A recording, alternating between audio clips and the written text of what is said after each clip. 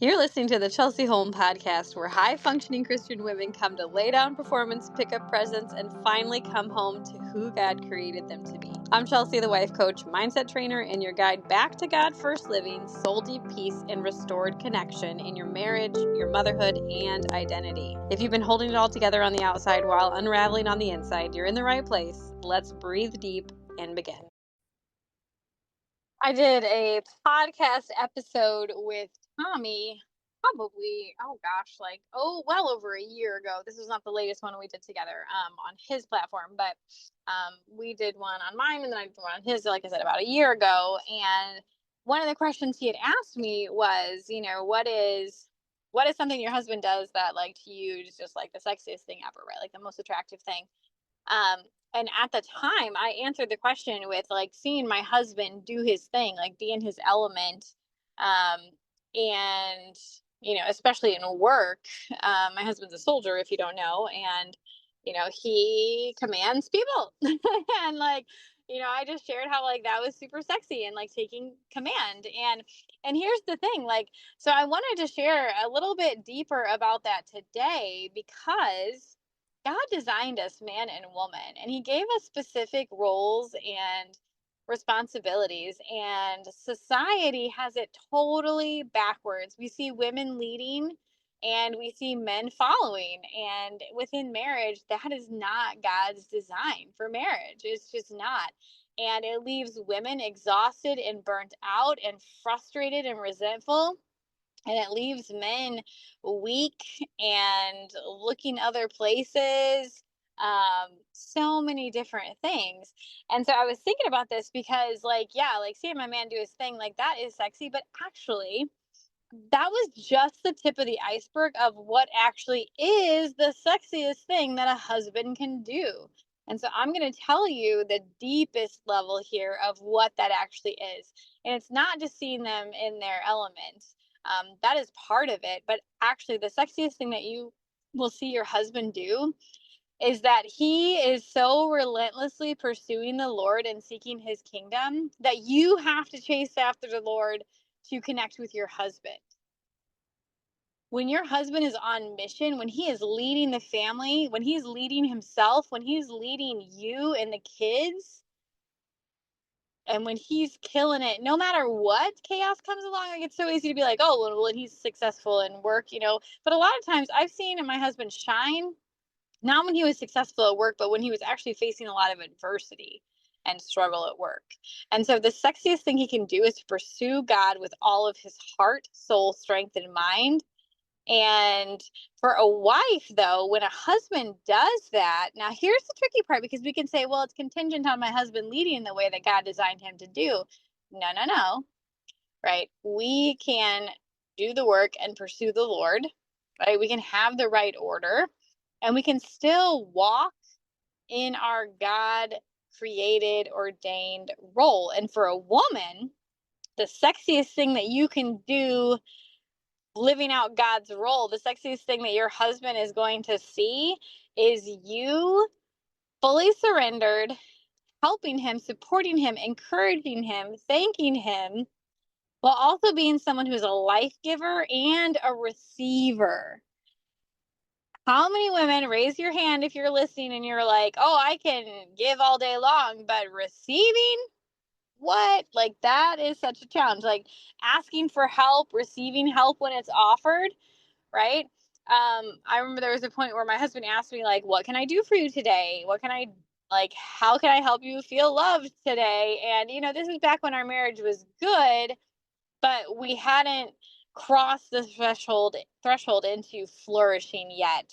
And I was still suppressing how I really felt. I wasn't able to really understand my emotions, let alone name them, unless they were good. I was a hot mess express, but I looked good doing it. I was a high functioning multitasker, getting the stuff done, checking the boxes, but unable to be present, unable to actually relax. I had zero chill. And when you can't relax, you can't enjoy your blessings. When you can't be present, you can't actually look around and be like, wow, look at look at this life and the blessings, and I'm not talking about like monetary or any or status or anything like that. Like I'm talking about like the gifts. Every good and perfect gift is from above, and that includes your spouse, that includes your kids, right? That includes the journey that he's brought you on and the hard things he's allowed you to walk through to refine you. And so the sexiest thing, ladies, that you can do for your husband is to surrender to the Lord and to trust God with your future. And when you trust God for your future and you trust that just like he's working in you, God is working in your husband, you can follow your husband even while he's like tumbling along and stumbling and bumbling and not doing it perfectly. Not that he's ever going to do it perfectly, but as he's getting started, it's like that toddler learning to walk, right? Like it's going to feel clunky at first, but it's not him that you're trusting. And so this is where you don't have to trust your husband to follow him and walk in the role and responsibility that God designed you for, because you trust God and you trust that God is doing a work in your husband, and that's all you need. And that allows you the freedom to do the inner work. That allows you the freedom to be able to walk in your role as trust is being rebuilt or being established, not until it's established, because that is a lie from the enemy that like I can't trust you, so therefore I don't want you to follow me. I'm not going to follow, or I don't want you to lead me. I'm not going to follow you even if you try to lead, right? Until I feel like I can trust you. Well, guess what? Feelings are only coming from the thoughts that we have on repeat, right? The thoughts that we have create the emotions that we have. And until you understand that, you'll continue in the victim mentality, you'll continue in the blame game, if you caught my last episode, you'll keep divorce on the table, you'll keep your circle of friends that are like an echo chamber for you, the complainers, right? And you will stay stuck in your cycles of complaint. And that's not God's design for marriage. So the reason I'm sharing this with you today is I want you to understand, because so often, you know, we struggle in marriage because we don't have examples of what it actually looks like to live out real time a godly marriage that is God's way by his design. And so we try to figure it out on our own. And, we can get to good, but we can't get to flourishing unless we change some things in our life. A lot of things. Got to change a lot of things, shake them up. Got to get unsettled. Got to be okay with looking in the mirror and saying, what needs to change in me? Where do I need to grow? But it always has to start with surrender at the beginning for us ladies. We have to completely surrender to the Lord, to let go of whatever it is that we're holding tightly in our marriage. Usually that's our husband, and that holding on tightly to what we think he should be as a husband. And we need to completely let go of that, because if not, we're going to continue in the same patterns. And, just this week I was diving into some boxer intensives with some new clients, and I mean, we're just only like a week and a half in for one, and she was like, "Oh my gosh, this is helping me so much. I feel so relaxed, and like I actually am smiling and laughing more, and like you've helped me so much." And I'm like, "Well, here's the thing. Yes, I'm giving you tools. Yes, I'm giving you a framework. Yes, I am trained, and I truly believe anointed and gifted by the Lord to be able to hear things between what's actually being said, and to be able to hold up that mirror and challenge when challenge needs to happen, and holding space when that needs to happen. But it requires a willingness, right? These women that are working with me, it required them coming to a point where they surrendered, they laid it all down, and they have a willingness to show up and do the messy inner work, right? Which is recognizing patterns in us that are hurtful, being able to get out of stress survival mode, being able to do story work that helps to change the outcomes, because outcomes are driven by the stories, the things that we're telling ourselves or we're letting run unfiltered in our brain.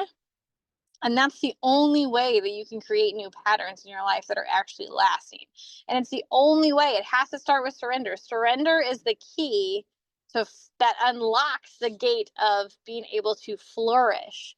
And the steps to that are God's way, following God's order, looking at where you need to change and grow and getting some disciplines and being on mission together and going in the same direction. Honestly, it makes all of the other problems fade away. Once you do that inner work and you do the 3 things that I just told you, the marriage problems just dissipate. They truly do.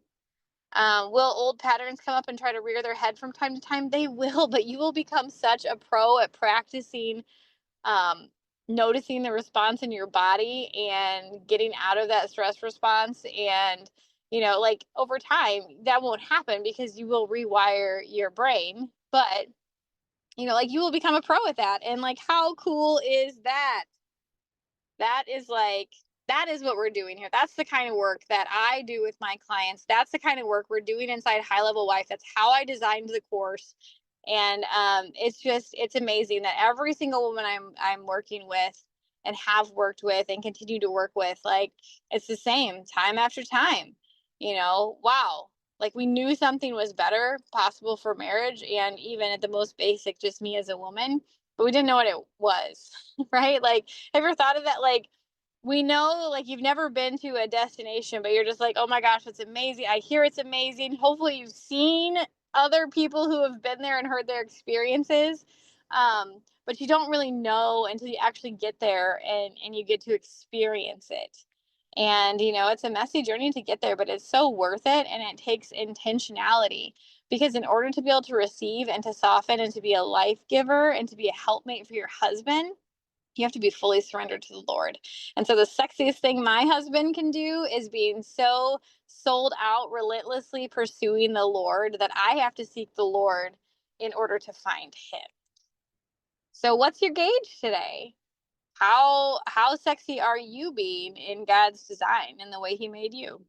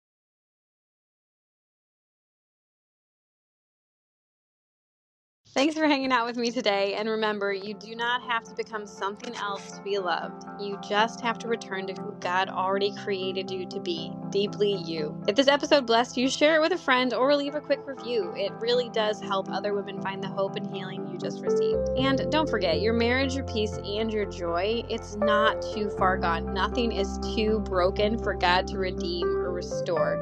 God's just getting started.